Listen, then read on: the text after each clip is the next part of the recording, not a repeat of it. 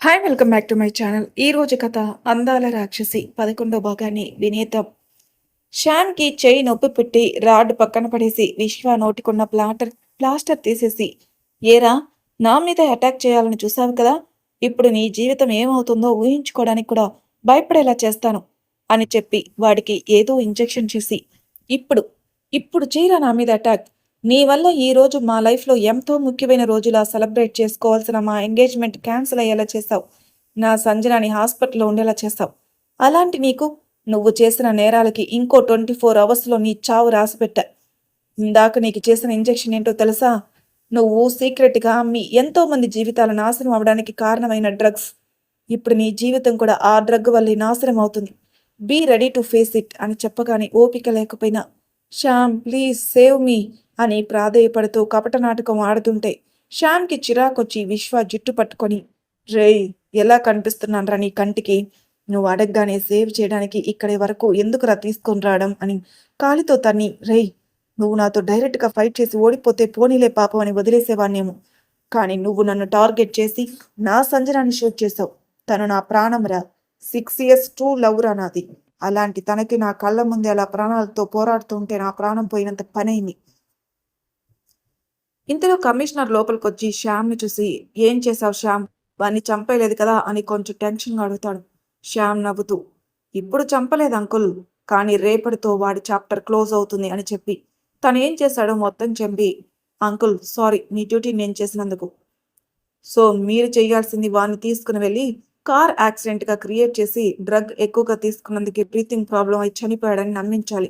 ఇంకా lab reports నేను చూసుకుంటాను, మీకు ఎటువంటి ప్రాబ్లం ఉండదు అని చెప్పి శ్యామ్ వైపు చూస్తాడు. కమిషనర్ ఆశ్చర్యంగా చూస్తూ, శ్యామ్ నువ్వు చట్టాన్ని తప్పుదోవ పట్టించమని నాకు చెప్తున్నావా అని అడుగుతాడు. అంకుల్ ఇప్పటి వరకు మీరున్న పొజిషన్లో చాలా మంది క్రిమినల్స్ ఈజీగా తప్పించుకొని మీ కళ్ళ ముందే తిరుగుతున్నా మీరేమీ చేయలేని సిచ్యువేషన్స్ చాలానే ఉండి ఉంటాయి, అవునా అని అడిగాడు. కమిషనర్కి ఏం చెప్పాలో తెలియక సైలెంట్గా ఉండిపోయాడు. సారీ అంకుల్, నేను మిమ్మల్ని హర్ట్ చేయాలని ఇలా మాట్లాడటం లేదు. మీరు తలుచుకుంటే అలాంటి వాళ్ళకి శిక్ష వేయించడం క్షణంలో పని, కానీ మీకు వచ్చే వార్నింగ్స్, పైనుంచి వచ్చే ఒత్తిళ్లు మిమ్మల్ని ముందుకు వెళ్ళని. అందుకే ఇప్పుడు కూడా ఇలాంటి వాడిని వదిలేస్తే డబ్బు కోసం ఇంకా ఎన్ని హత్యలు చేస్తాడో తెలియదు. అందుకే నేను ఒక స్టెప్ ముందుకు వేసి ఇదంతా చేయాల్సి వచ్చింది. మీరు నన్ను అర్థం చేసుకుంటారనే నమ్మకంతో అంటాడు. కమిషనర్ ముఖంలో చిరునవ్వు కనిపిస్తుంటే శ్యామ్ కూడా సంతోషంగా వెళ్ళి హక్ చేసుకుని, థ్యాంక్స్ అంకుల్ అని చెప్తాడు. తర్వాత కమిషనర్కి చెప్పి శ్యామ్ హాస్పిటల్కి స్టార్ట్ అవుతాడు. వినోద్ అంజుకి కాల్ చేసి, అసలు ఎక్కడికి వెళ్ళా వినోద్? శ్యామ్ ఇంకా ఇంటికి రాలేదే. శ్యామ్ కోసం వెళ్ళిన సంజన కూడా రాలేదు. నీకు చెప్పారా వాళ్ళు ఎక్కడున్నారో అని అడుగుతుంది. వినోద్ ఇంకా విషయం దాచడం ఇష్టం లేక, ఇప్పుడు చెప్పేస్తేనే సంజన విషయంలో కొంతలో కొంత బాధ తగ్గుతుందని అనుకుని సంజనకి బుల్లెట్ తగలడం, హాస్పిటల్లో తీసుకొని రావడం, ఇంకో 1 day హాస్పిటల్లో ఉండాలని చెప్పడం మొత్తం చెప్తారు. నువ్వు మామయ్యకి డాడీకి ఈ విషయం గురించి ఏం చెప్పకు, టెన్షన్ పడతారు. మామయ్య హెల్త్ కండిషన్ బాగాలేదు, ఓకేనా, స్టే స్ట్రాంగ్ అని చెప్పి కాల్ కట్ చేస్తాడు. అంజుకి సంజన హాస్పిటల్లో ఉందని తెలియంగాని ఇన్ని సంవత్సరాల తర్వాత చెల్లి జీవితంలో సంతోషం రాబోయే క్షణంలో ఇలా జరగడం మనసుకు చాలా కష్టంగా అనిపిస్తుంది. తన బాధని పంచుకోలేని సిచ్యువేషన్లో ఉన్నందుకు ఇంకా బాధపడుతూ కాసేపు అలానే రూమ్లో ఉండిపోతుంది. తర్వాత అంజు డైరెక్ట్గా హాస్పిటల్కి వెళ్ళి వినోద్ కనిపించిన వెంటనే కొంచెం ఫాస్ట్గా పరుగులాంటి నడకతో తన దగ్గరకు వచ్చి, వినోద్, సంజన అంటూ రూమ్ డోర్ నుంచి బెడ్పై స్లో లేకుండా ఉన్న సంజనాని ఇంకా మాటలు రాక మౌనంగా అతలనే చూస్తూ కళ్ళ నుండి నీళ్లు కారిపోతున్నాయి. వినోద్ అంజుని పట్టుకుని, అంజు కంట్రోల్ యువర్ సెల్ఫ్, సంజుకి ఏం కాలేదు, తను కండిషన్ ఇప్పుడు నార్మల్గానే ఉంది, ఇంకో 2 అవర్స్లో కాన్షియస్లోకి వస్తుంది అని రాజ్ చెప్పాడు. ఇప్పటికే 2 hours అయిపోయింది. సంజన కళ్ళు తెరిచి మాట్లాడుతుంది. తన కండిషన్ చూసి డిశ్చార్జ్ చేయాలా వద్దా అని చెప్తానన్నాడు అని అనగానే అంజు చుట్టూ చూసి, శ్యామ్ ఎక్కడ వినోద్ అని అడిగింది. వినోద్ ఏదో చెప్పే లోపల శ్యామ్ ఎదురుగా వచ్చి, నేను ఇక్కడే ఉన్నాను బాబీ అంటాడు. వినోద్ కూడా ఏమీ చెప్పకుండా సైలెంట్ అయిపోతాడు. శ్యామ్ అసలు ఏం జరిగింది, మీ మీద అటాక్ ఎవరు చేశారు అని అడుగుతుంది. శ్యామ్కి వినోద్ అంజుకి నిజం చెప్పేశాడని అర్థమై, బాబీ ఇప్పుడు అవన్నీ ఎందుకు, సంజనాకి ఇప్పుడు ఎలాంటి ప్రమాదం లేదు, ఇంకా ముందు కూడా రాదు అని చెప్పి, పదండి లోపలికెళ్ళి చూడండి సంజనాని అని ముగ్గురు లోపలికి వెళ్తారు. సంజన నెమ్మదిగా కళ్ళు తెరవడంతో రాజ్ కూడా రావడంతో చెక్ చేసి రిపోర్ట్స్ కూడా చెక్ చేసి అంతా ఓకే అని శ్యామ్ చెప్పి, సంజనని జాగ్రత్తగా చూసుకుంటా అనుకుంటే మీరింటికి తీసుకెళ్లొచ్చు, లేదంటే ఇక్కడే ఉంచండి అంటాడు. ఇన్ఫెక్షన్ అవ్వకుండా జాగ్రత్తగా చూసుకోవాలి, లేదు రాజ్, మేము జాగ్రత్తగా చూసుకుంటాం, సంజనాని ఇంటికి తీసుకెళ్తాం అని వినోద్ చెప్పడంతో, సరే వినోద్, నేను మెడిసిన్స్ రాసిస్తాను, daily time to time use చేయాలి. అలా చేస్తేనే సంజన 15 డేస్‌లో నార్మల్ అవుతుంది. పెయిన్ రాకుండా ఈ మెడిసిన్ వేయండి అని చెప్పి, తన ఫార్మాలిటీస్ అన్నీ కంప్లీట్ చేసి టైం పడుతుంది అని చెప్పి బయటకొస్తాడు. అంజనాతో వినోద్, అంజు ఇంట్లో అడిగితే బ్రేక్ ఫెయిల్ అయ్యి చిన్న యాక్సిడెంట్ అయిందని చెప్పండి. లేకపోతే వాళ్ళు టెన్షన్ పడతారని చెప్తాడు. అలా ఒక 2 అవర్స్ తర్వాత సంజనాని డిశ్చార్జ్ చేసి పంపిస్తారు. అందరూ ఒకే కార్‌లో శ్యామ్, వినోద్ ఫ్రంట్ సీట్‌లో కూర్చుంటే అంజు, సంజు బ్యాక్ సీట్‌లో కూర్చుంటారు. ఇంటికి 30 నిమిషాల్లో రీచ్ అవుతారు. కారణం శ్యామ్ చాలా నెమ్మదిగా డ్రైవ్ చేస్తాడు. సంజనాకి ఇబ్బంది కలగకుండా. ఇంట్లోకి వస్తున్న సంజన చేతికున్న కట్టును చూసి కంగారు పడుతున్నారు. అమ్మా సంజన, ఈ కట్టేంటి?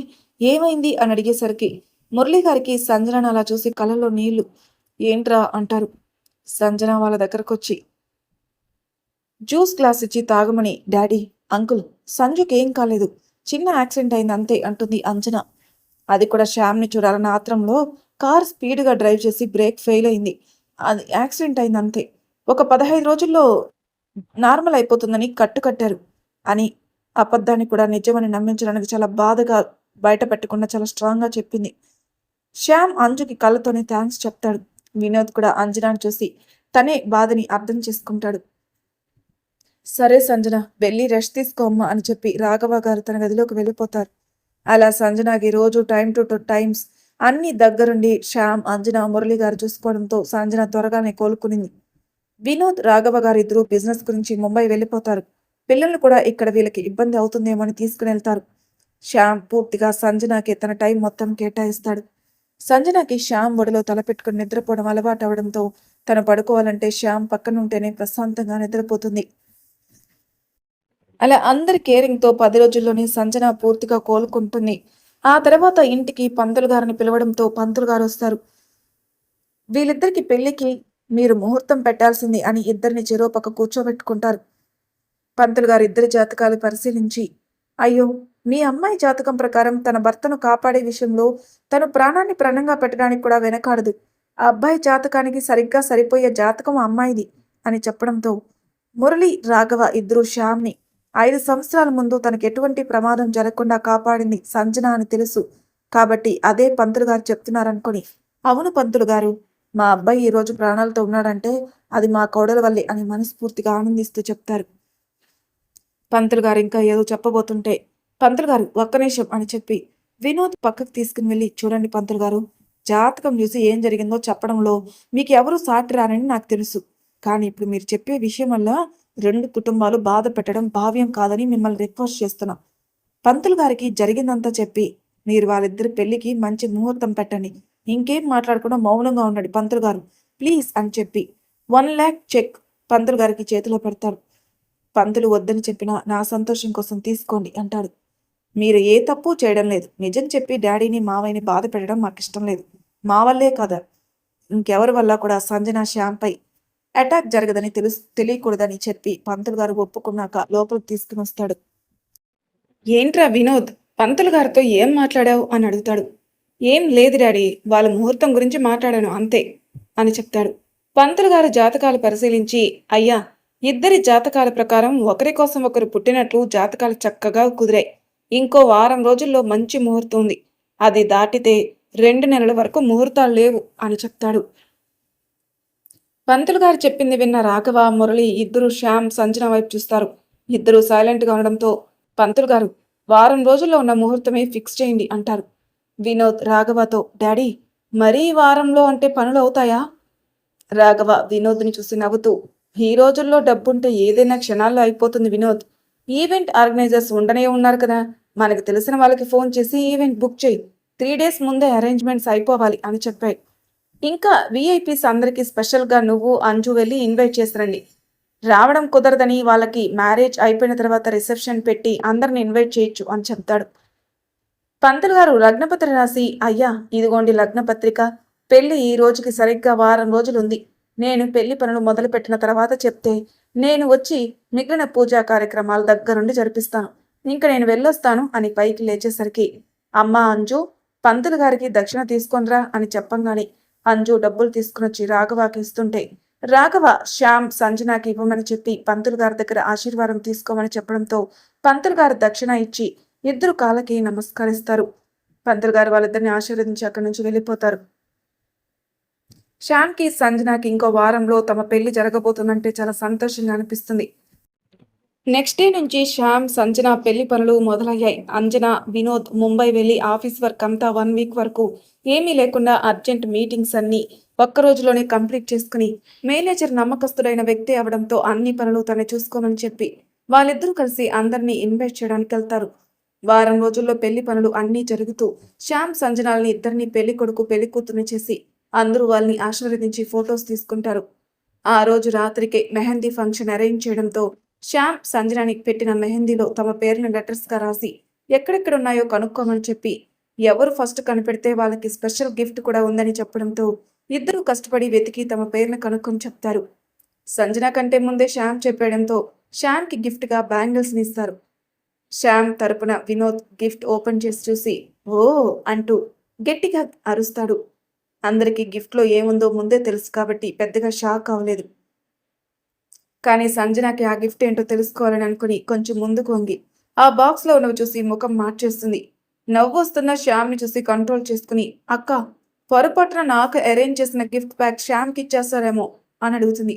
అంజన తల మీద మొట్టి ఒసై మొద్దు, అసలు ప్లాన్ చేసింది మేము. గిఫ్ట్ అంటే కాస్ట్లీ గిఫ్ట్ కాదు, ఒకరిపై ఒకరికున్న ప్రేమ గుర్తుండేలా ఇవ్వాలని ఫిక్స్ అయ్యాం.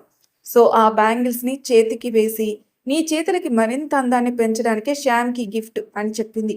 శ్యామ్ కూడా అప్పటి వరకు తనని ఏడిపించడానికి ఆ బ్యాంగిల్స్ పెట్టారేమో అనుకున్నాడు, కానీ సంజన గురించి ఆలోచించలేదు. అంజనా చెప్పింది విన్న తర్వాత శ్యామ్ ఫేస్లో చిరునవ్వు వచ్చేసింది. సంజన కూడా సంతోషంగా శ్యామ్ని చూస్తూ ఉంటుంది.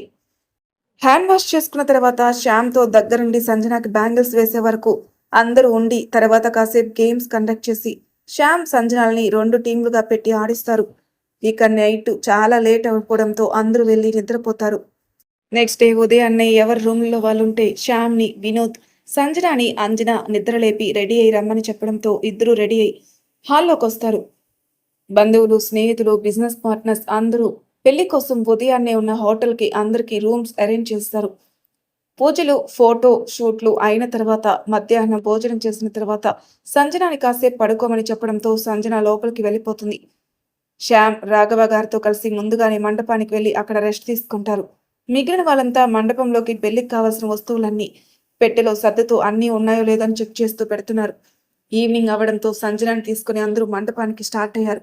సంజనాని రెడీ చేసి గౌరీ పూజ చేయించి తర్వాత అబ్బాయితో పూజ చేయించి అడ్డు తెరపెట్టి సంజనాని తీసుకొచ్చి శ్యామ్ ఎదురుగా కూర్చోబెట్టి ఇద్దరితో పూజ చేయించి అంజన, వినోద్ చేతుల మీదుగా శ్యామ్ కాలు కడిగి కన్యాదాయం చేయిస్తారు.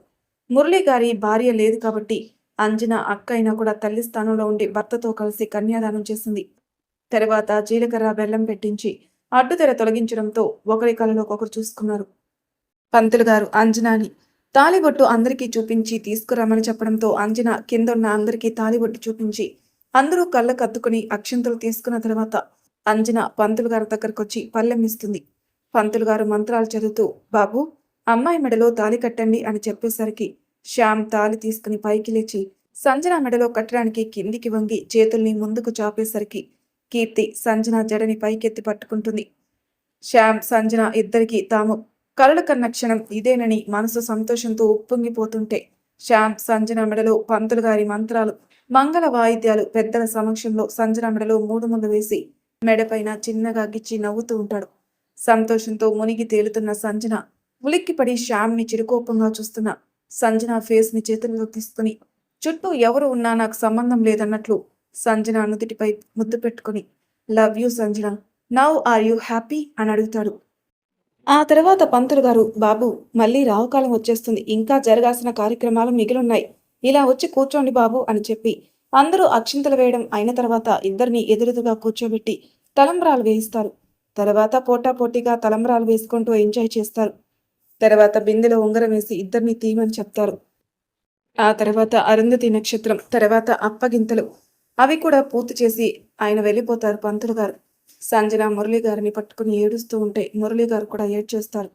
అంజన ఇద్దరిని ఊరుకోబెట్టి సంజన శ్యామ్ని స్పెషల్ చార్టెడ్ ఫ్లైట్లో ముంబై తీసుకెళ్తారు. శామ్, సంజన ఇద్దరు గుమ్మం దగ్గర హారతి తీసుకుని కుడికాలు లోపల పెట్టి వెళ్ళేసరికి అంజన దేవుని మందిరం దగ్గర రెడీ చేసి వెళ్ళి దీపం వెలిగించమంటుంది సంజుతో. ఆ తర్వాత అందరికీ హారతి ఇచ్చిన తర్వాత అంజన హారతి పొలం తీసుకుని, నువ్వు పైన ఉన్న గదిలో ఉండు సంజు, నేను రేపు వ్రతానికి అన్ని ఏర్పాట్లు చేసి నీ దగ్గరకు వస్తాను అని చెప్పి శ్యామ్ సంజుకి రూమ్ చూపించు అంటాడు.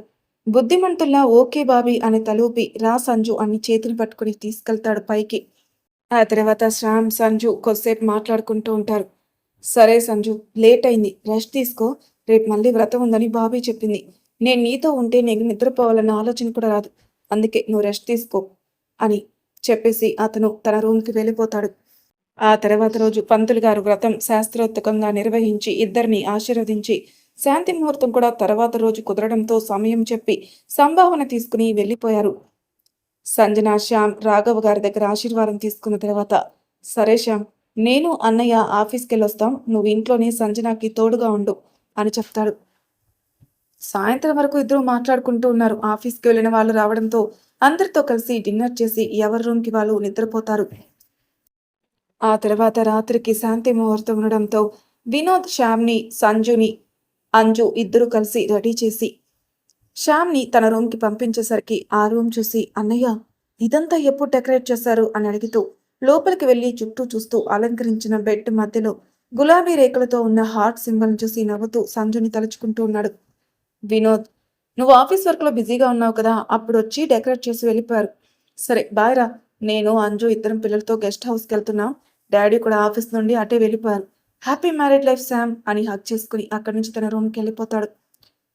అంజు సంజుని రెడీ చేసి, సంజు, ఈరోజు నీ లైఫ్లో చాలా ఇంపార్టెంటే, అది నీకు అర్థమవుతుందని నాకు తెలుసు. ఈ టైంలో నీకు నేను చెప్పడానికి ఏమీ లేదు, కానీ శ్యామ్ ప్రేమని అర్థం చేసుకుని తనకు అడ్డు చెప్పకు, సరేనా? ఆ తర్వాత అంజు సంజుని రూమ్ దగ్గర వదిలేసి తను కూడా వెళ్ళిపోయింది. శ్యామ్ సంజన చేతుల్ని పట్టుకుని తనని జాగ్రత్తగా ముందుకు నడిపిస్తూ బెడ్ మీద కూర్చోబెట్టి తన పక్కనే కూర్చొని సంజు చేతిని తన చేతుల్లోకి తీసుకుని, సంజు, ఈ రోజు అసలు నా జీవితంలో వస్తుందా రాదా అని ఆలోచిస్తూ నీకోసం ఎదురు చూస్తూ ఉండేదాన్ని. సంజు శ్యామ్ మాటలు వింటూ ఆమె పెదవులపైన నవ్వు వచ్చి సిగ్గుతో తలదించుకుంటుంది.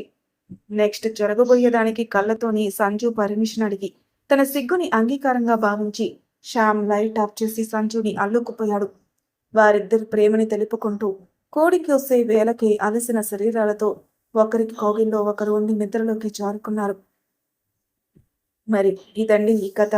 ఇంతటితో ఈ కథ సమాప్తం. మళ్ళీ మరొక కొత్త కథతో మీ ముందుంటాను. అంతవరకు నా ఛానల్ సబ్స్క్రైబ్ చేయమని ప్లీజ్ సబ్స్క్రైబ్ చేసుకోండి, లైక్ చేసి షేర్ చేయండి. మీ అభిప్రాయాలు నాకు కామెంట్ రూపంలో తెలియజేయండి. Thank for listening.